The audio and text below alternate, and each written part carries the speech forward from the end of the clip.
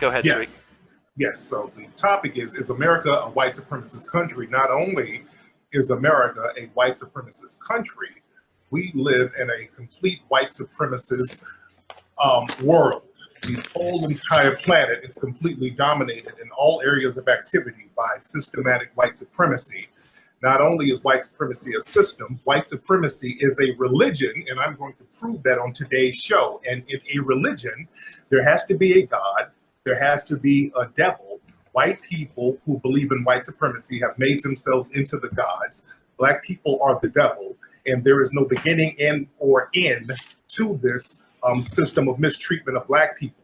We're on the side of the demons, Chief. We're evil men in the gardens of paradise, sent by the forces of death to spread devastation and destruction wherever we go. I'm surprised you didn't know that. Scare people into perpetuity. The white supremacists have done this with systematic racism. Black people are the boogeyman. I'm going to scare you. Give me money for the next religious sermon. So that's what I'm going to prove today, that white supremacy is a complete global system that dominates all areas of activity. All right.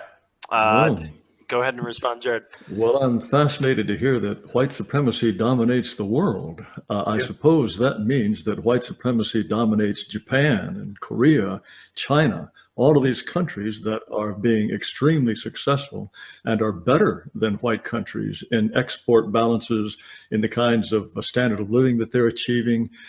Seems to me it's a pretty ineffective white supremacy if it's permitting these non-white countries to advance faster than white countries are. At the same time, in the United States, it seems to me that if it is a white supremacist country, it's one in which it is organized strictly for the benefit of whites so that they can dominate and rule over people of other races. I would assume that that's what's meant by white supremacy. Under those circumstances, it seems to me quite contradictory that we have an immigration policy that is reducing whites to a minority. It's difficult to me to understand why whites, if they really want to dominate, they are prepared to reduce themselves to a minority in which they have less influence, less power, less ability to make the country reflect their own character. Yes. Also, in a white supremacist society, presumably whites would be on top in all fields. Why is it that Asians have a higher per capita income, much more likely to get into an elite school? Why do even Hispanics, for example, have a higher life expectancy than whites? There are many, many respects in which the United States is not organized in a way that gives power to whites or that results in whites being on top of everybody else. All of these things would be completely impossible if the United States really were organized in a white supremacist way. Listen up. Y'all don't understand. This land that you stand on, that you think is America, this is actually Africa. Okay, let me address all those things in unison.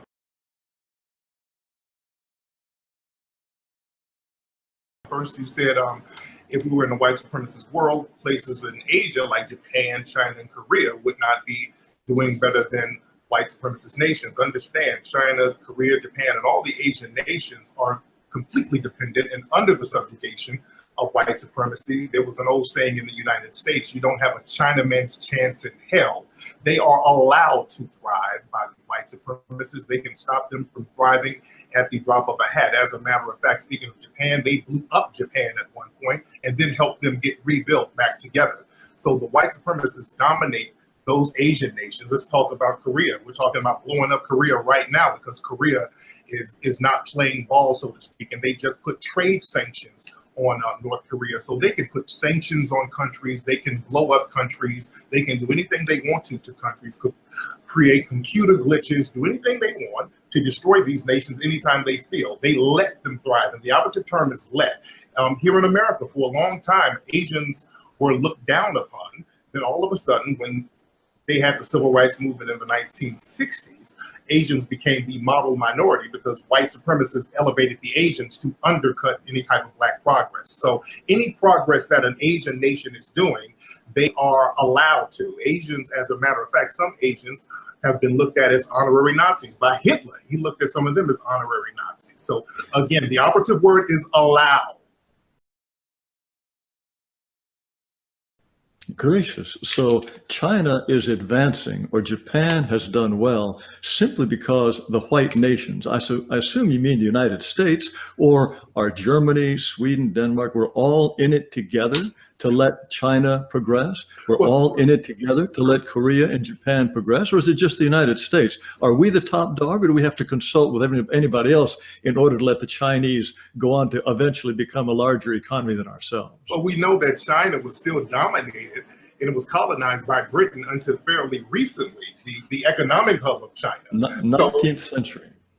Yeah. 19th century, talking about the opium war. I'm talking about now. Sir, we're talking about, sir, like in the 90s, Britain just really got their stronghold out of China.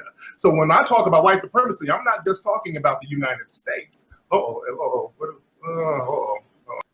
We can hear you. We can hear you. Okay. I was looking at the playback. Okay.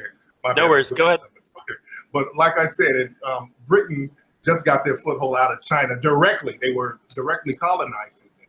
And they still do economically. They still control the economics, the trade, all of that is made, because they control the trade. They can put trade sanctions on any of these Chinese, Asian, any of these nations. The white supremacists control directly and indirectly. And the most indirect way they control nations is through trade sanctions. They're doing that to non-white nations all over the country. Wait. Japan and China both have an enormous trade surplus with the United States and with Europe. They are outcompeting us on trade. We are just generously letting them sell more things to us. We are just generally letting them accumulate our assets. We're just generally letting them buy our own factories. This is all just some sort of deep white supremacist plan to make them look like they're controlling us when we're in fact actually controlling them. Yes, you're controlling them, and the white supremacists are getting a stronghold over there in Asian countries. This is why many of you are over there, especially you white extremists. This is why so many of you are having relationships with the Asian women.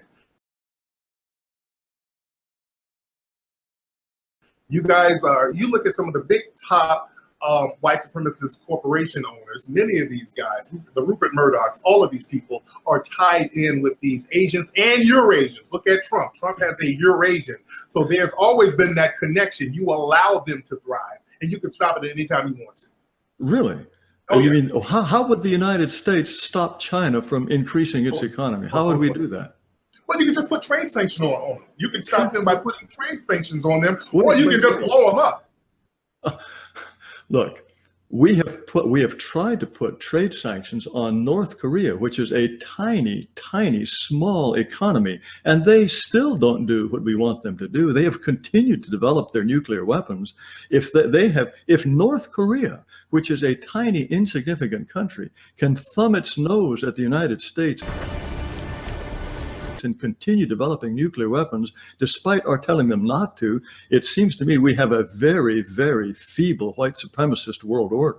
No, God! No, God, please, no! No, you don't, because they're making threats against North Korea now. They're talking about blowing that place up when the economic sanctions don't work. The white supremacists will just go blow the country up. The white supremacists have two tactics. They have deception and they have violence. And when deception doesn't work, they have no problem going in there with the jackals, the CIA, whoever, to take the people out. That's the MO of the white supremacists, and they've done that consistently throughout history. Okay, and if the Chinese don't play ball with us, if the Chinese decide that they want to take the Spratly Islands or they want to take the Senkaku Islands from somebody that we think ought to have them, then we're just going to blow them up too because we're white supremacists? Because the Chinese and many of the Asian countries are playing ball. They are playing ball. They're doing what they're told. And the minute they stop doing what they're told, like North Korea, all of a sudden we see the trade sanctions and we see the nuclear threats and we see the little rocket man talk. Well, so, I'm fascinated to learn that by trade sanctions, we can control nations that actually have a huge trade surplus with us. That would be a new one for all the economies. They have a trade surplus with us because we allow, well, not we, the white supremacists who run the country allowed it. That's why they have a trade surplus. No, you meant, I see, because we permit them to do this, even though it means that some of our businesses go out, all of our jobs get exported to China. We must think that's a great thing. If our manufacturing jobs disappear to China, we must think that's a wonderful thing because we're stupid white supremacists. Look, a lot of the white supremacists are not that smart, but the main ones are. And I've always said this, the white supremacists are hands down the most smartest people on the planet. And smart doesn't have to do with IQ. You can be deceptively smart, and they're smart enough to use deception. Now, so you said something earlier that I found quite fascinating. You said that at some point when the Black Civil Rights Movement was making progress, that was when white people decided to elevate the Chinese and the Japanese, elevate the Asians, and make them into a model minority, which they would not have been if we had not let them. So in effect, we tricked them into being more successful and smarter than we are, while at the same time we have tricked Black people into being less successful and less smart than we are. Is that what white supremacists have done? Wait. What are they saying? Oh, yeah. Okay. Tariq, are you googling the answers right now? No, I'm streaming live, and the people are saying they can't hear me, so I can't stream live. I just have to use, I have to download it. So I got to stop streaming live on my end. So I'm not googling anything, but let me stop streaming. No, I'm just joking with you. Yeah, no, I'm gonna have to stop. Okay. Let me repeat my question here. No, go ahead, brother. You said something about how when the Black Civil Rights Movement got going, then the white supremacists, so we white supremacists, decided that we were going to elevate the Asians into a model minority. And I suppose they would not have been a model minority unless that we had permitted them to. So we more or less tricked or browbeated or somehow made them into a group that has a lower crime rate than whites, lower illegitimacy rates than whites, more successful academically than whites. We tricked them into that.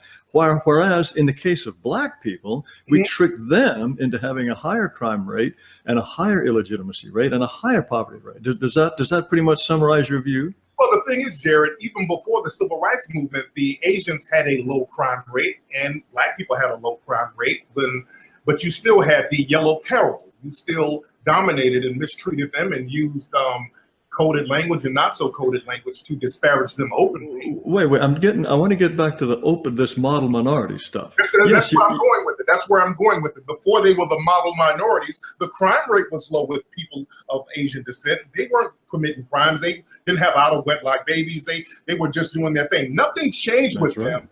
Nothing changed with them after the Civil Rights Movement other than the white supremacists wanted to use them to undercut Black society. Nothing changed. Well, but then we used them to undercut Black society, but in a way that in effect undercuts white society, because Asians are now, they have a higher income than whites, more likely to get into elite schools, and they have, as I say, less likely to be in jail. In other words, we have created a model minority that is even more successful than the white supremacists. Again, this sounds like very stupid white supremacy to me. That's not true. They're not more successful than the white supremacists. Not more successful. They're not more successful at all. Look at all the major corporations in America. Who owns? They are. Who's running law enforcement? They don't run all the major corporations. The Japanese are allowed to do anything they're allowed to do. The white supremacists allow them to. They're not successful or more successful as people who believe in white supremacy, because the people who believe in white supremacy still control the resources. You just keep talking and talking. Tariq, do you believe that Jared is a white supremacist? I just want to be clear because you keep saying white supremacist. Do you believe he is in that category? Yes, he is. Of course he does. Of course. All white people are white supremacists. No, they're not. All white people are not white supremacists. No, they're not. That's why. How do you classify the difference? A white supremacist is a person who believes through speech, thought, and action that they should dominate, control, and mistreat non-white people. That's what a white supremacist is. And all white people are not like that. That's not true. That's why I don't say the white man and white people are that. No, white supremacists think like that. Okay, now who are they specifically then? Who believe that we should dominate, control, and mistreat black people? Well, the thing is, the white supremacists used to be open about who they were, Yeah, but now right. they're not open. They have to codify their language, so we don't know Fine. who the white supremacists are. So now I use the term suspected white supremacists if I'm not sure a person is a white supremacist or not, because there's no master list of white supremacists. Okay, then how come we got into a situation where white people can't be open about it? That sounds like another failure of white supremacy. No, white people can be very open about systematic white supremacy. They are open about it. Well, who's not? Wait, you just said they're not open. You just said we have to call them suspected white supremacists. For a long time, they couldn't be open about it because they had to codify the language. Now that we have Trump in office, people are becoming more open about white supremacy now, this day and age, right now, 2018. They are now. Who, for example, who is an open white supremacist now? Well, you're an open white supremacist, Richard Spencer. No, wait. I have no desire to dominate or mistreat anybody. Who do you think I want to mistreat? Do you think I want to mistreat you? But yeah, you kind of justified that, Jared. And I don't justify it at all. I don't want anybody mistreated. But you say that black people have an inferior IQ. And if we have an inferior IQ, you must have a superior IQ. So that, by definition, is white supremacy, right? Wait. No, not at all. You said it means to dominate and mistreat. Those things are very important. I don't want to dominate or mistreat anyone of any race. But you justify it. I just pointed out. I'm not justifying it at all. I'm entirely opposed to it. That's mistreating people based on race. You just justified Peter Liang killing somebody who was black. You made an excuse for murder. And that's justifying mistreatment, sir. Finding ways to justify mistreating black people, that's white supremacy. You can call it it ultimately ends up mistreating black people, and there's always a justification for it, sir. Wait. If I look at the evidence and I conclude that black people, on average, have an IQ that is lower than that of white people, and I think the evidence for this is overwhelming. And if I say this in public, I become a pariah. Charles Murray, who has written about this, cannot speak on a college campus without being shouted down by white people. Right. Now, all of those people on the campus, are they secret white supremacists and they secretly support Charles Murray, or are they really opposed to the idea of Charles Murray, and that's why they shout him down? There are many people who are opposed to Murray, but there are many people who support him. We don't know. We can't quantify. We don't know who supports him and who's opposing him. But there are a lot of. This is why I say you have white supremacists and white people. All white people are not white supremacists. There's a lot of. How many do you reckon are white supremacists? I have no idea. I cannot quantify it whatsoever because I know that the white supremacists are the most powerful people. How do you? Well, wait. The most powerful people in the United States. We can name not the United States, on the planet. The white supremacists are the most powerful people on the planet, not the United States. The planet. The white supremacists dominate the planet. Okay, then if we pick out the most powerful people on the planet, then we can be sure they're white supremacists? Yes. Boy, are you crazy or something? Most of them, yes, absolutely. Or suspected white supremacists. Some are white supremacists, some are suspected white supremacists. The most powerful people on the planet. Probably. They are white supremacists or suspected white supremacists. Like Donald Trump, he's one of the most powerful men on the planet. He's a suspected white supremacist. Some people say he is a white supremacist. I say he's a suspected white supremacist. His entire cabinet is full of suspected white supremacists. Okay. Now, so some of the most powerful people in the world are members of the U.S. Supreme Court. Mm-hmm. Are they white supremacists? Is Ellen Kagan a white supremacist? Is Sonia Sotomayor, is she a white supremacist? Well, let's look at the Supreme Court. The Supreme Court put down a ruling, and it's never been overturned, that a black man has no rights a white man is bound to respect. Oh, and for heaven's sake. The Supreme Court used the word white supremacy and black inferiority in the Taney ruling with Dred Scott, and they never overturned that. As a matter of fact, the Dred Scott decision was used in a court case a couple of years ago. So, the white supremacists, they dominate the Supreme Court as well. Look at the documents. I'm talking law. This ain't my opinion. I'm talking law. So you're telling me that a black person has no rights that a white person is bound to respect? Is that what you believe? According to evidence and according to the Supreme Court ruling in the Dred Scott decision. But okay, well, hold on. So if I walk into your house and I put a gun to your head and I say, I like the look of that chair you're sitting in, I like the look of that microphone, and I walk out with that, and you call the police are going to say, whoops, sorry, a black man has no property rights that a white man is bound to respect, and so I'll walk away free. Sir, you can come in and shoot me and kill me. And if you have a good enough lie, you can walk away scot-free. Look at George Zimmerman. Wait, why should I have to lie? In a white supremacist, look, if you have no rights that I'm bound to respect, why do I even have to lie? Why can't I say, hey, I just shot the guy because I felt like it? Well, they have done that. Well, that's what George Zimmerman did. Wait. You really believe that? You really believe that? Then he had to build a cockamamie story that he was beaten within inches of his life. So you got to get the lie looking good. Wasn't George Zimmerman Hispanic though? I don't think he was even white. Oh, come on. He was an honorary white man. Honorary white man. He's not even Honorary. He's Yes. white.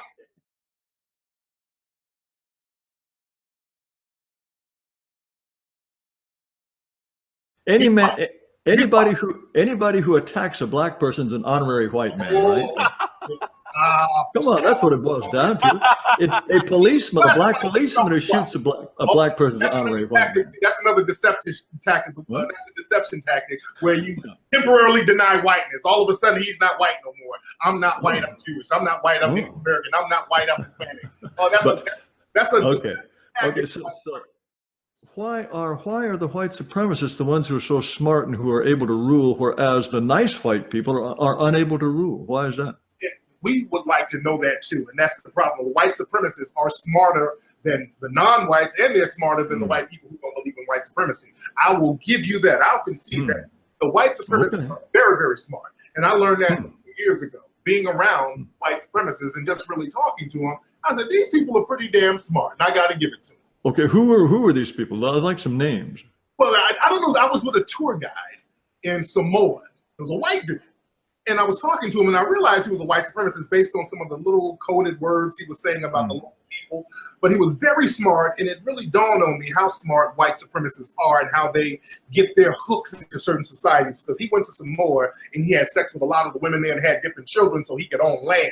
And I'm like, that's some smart shit. These white supremacists figure out all types of diabolical ways to get stuff. And that just really dawned on me how smart they were.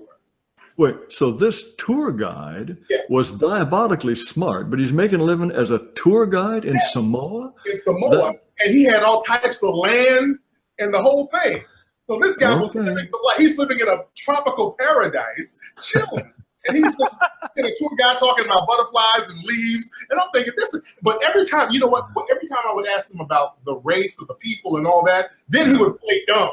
See, that's another thing. The white supremacists know how to play dumb when it's convenient. I see. Okay. No, I just find it fascinating and very edifying to learn that people like me apparently rule the world, and that Tariq Nasheed has such a high opinion of whites that he believes that this tiny, tiny handful of folks have managed to dominate and rule the world for their own gain and for their own advantage. On the other hand, I'm still a little bit baffled by the idea that these people who are so smart and so powerful that they can run the world, nevertheless, their purpose for existence is kicking around black people. That I find a little bit difficult to believe, but if that's the case, then I suspect they're a bunch of real twisted and perverted folks. And I wouldn't suspect that people that twisted and perverted are that smart so that they can dominate the world by just their tiny, tiny numbers. Also, I still don't understand why it is that although white supremacy presumably depends on the notion that blacks are less intelligent than whites, anybody who actually talks about this gets cast into outer darkness. This to me is yet again one of these weird inconsistencies about America as a white supremacist country. But I'm very pleased and gratified that we got Mr. Nasheed to put his views on the record in such a clear and uncompromising way. And it's been a pleasure to talk to both of you. And I'm sorry that I can't stay longer, but I wish you a very pleasant and productive evening. All right, go ahead and do your closing statement. Yeah. So anyway, like I said, I was going to prove that white supremacy is a religion, and that's exactly what I proved. There is no end. There is no beginning. It's supposed to be practiced into perpetuity. When I asked Jared Taylor what's the solution for all the low IQs of blacks, he danced around. There is no solution. I asked him what is the solution for Black people, where should we go? He could not give me a place. He kept talking about a white ethno state and we should separate. When I asked where, there is no solution. When we talk about the violence, there is no solution. And again, that just proved everything that I said what I was going to prove, that white supremacy is a religion. And we have to replace that religion with a system of justice. All right. Well, thank you, Mr. Nasheed. Okay, that was weird.